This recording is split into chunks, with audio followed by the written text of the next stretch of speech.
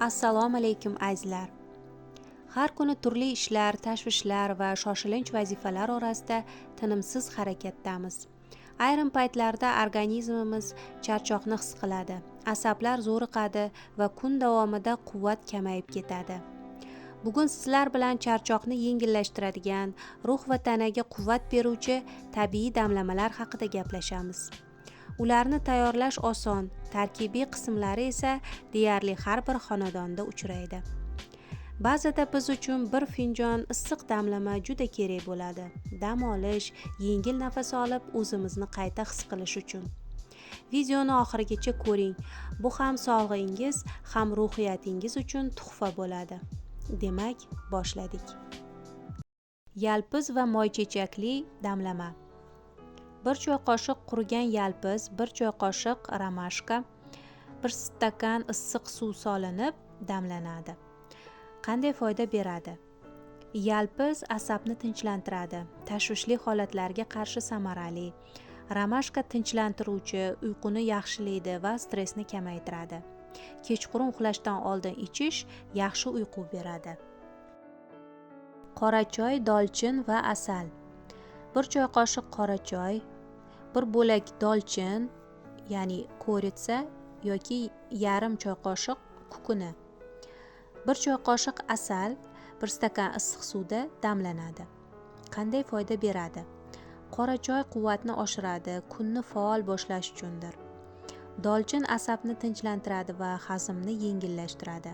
Asal immunitetni mustahkamlaydi, tabiiy quvvat manbai. Ertalab kunni kuch-quvvat bilan boshlash uchun yoki kechqurun tetik dam olish uchun damlama foyda beradi. Qora sedana va asal. 1 choy qoshiq qora sedana, 1 choy qoshiq asal, 1 stakan issiq suv. Foydalari: qora sedana immunitetni mustahkamlaydi, charchoq va stressga qarshi. Asal tabiiy quvvat manbai va antioksidantlarga boy. Qora sedana ustiga qaynoq suv quyilib, 7-10 daqiqa damlab qo'yiladi. So'ngra asal qo'shib ichiladi. Ertalab yoki kechqurun energiyani tiklash uchun foyda beradi. Zanjabil va asal damlamasi. Zanjabil, ya'ni imbir, 1 choy qoshiq kukuni yoki ildizi bo'lsa 3-4 doiracha qirqilgan. Asal 1 choy qoshiq, limon yarim doira, issiq suv 1 stakan. Imbirni qaynoq suvga solib 10 daqiqa damlang. So'ng unga limon va asal qo'shib aralashtiring.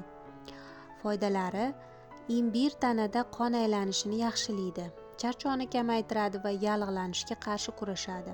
Asal quvvat manbai, limon esa C vitaminiga boy. Yalpiz va limon damlamasi. Quritilgan yalpiz 1 choy qoshiq, limon 2-3 parrak, issiq suv 1 stakan. Yalpizni choynakka solib, ustiga limon doiralarini qo'shing. Ustiga qaynoq suv quyib, 7-10 daqiqa damlang. Xohlasangiz ozgina tabiiy asal qo'shishingiz mumkin. Yalpiz asabni tinchlantiradi, bosh og'rig'ini yengillashtiradi, hazmni yaxshilaydi. Limon esa immunitetni mustahkamlaydi va quvvat baxsh etadi. Romashka va limon damlamasi. Quritilgan romashka guli 1 choy qoshiq, limon 1 parrak, issiq suv. Romashkani choynakka soling, ustiga limon qo'shib, qaynoq suv quying, 10 daqiqa damlang. Xohlasangiz 1 chimdim apelsin sedrasi qo'shsa ham bo'ladi. Romashka asabni tinchlantiradi, uyquni yaxshilaydi va charchoqni yengillashtiradi. Limon immunitetni quvvatlantiradi va ruhiy holatni barqarorlashtiradi. Kun davomida tinimsiz harakat, charchoq, stress va ruhiy zo'riqishlar hayotimizning ajralmas qismiga aylangan. Ammo tana va ruh uchun vaqtincha to'xtash va dam olish ham juda muhim. Tabiiy damlamalar buning uchun juda foydali. Bu damlamalar stress va charchoqni kamaytiradi, immunitetni mustahkamlaydi, qon aylanishini yaxshilaydi, hazm tizimini faollashtiradi, energiya va ruhiy barqarorlikni oshiradi. Ichish vaqtlari. Erta tongda hushyorlik uchun, tushdan keyingi suskashlik paytida, uxlashdan avval asabni tinchlantiradi. xonani tinch burchagida o'ziga vaqt ajratib orom olmoqchi bo'lgan har qanday fursatda ichish mumkindir. Qancha ichish mumkin?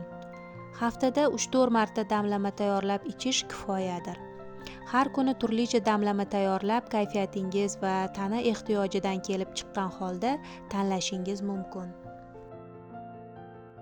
Azizlarimiz, tanamiz ham, ruhimiz ham diqqat va g'amxo'rlikka muhtoj. Bugun sizga tavsiya etgan tabiiy damlamalar orqali umid qilamizki, siz o'zingizga biroz bo'lsa-da orom va quvvat baxsh etasiz. Shoshma-shoshar kunlarda o'zingizni unutib qo'ymang. Faqatgina tana emas, qalb ham dam olishi kerak. Ko'proq foydali tavsiyalar va sog'lom tabiiy parvarish haqida ko'proq bilishni istasangiz, biz bilan birga bo'ling. Keyingi videolarda yana uchrashguncha sog' salomat bo'ling, ruhan tetik va nurli yuzli bo'ling.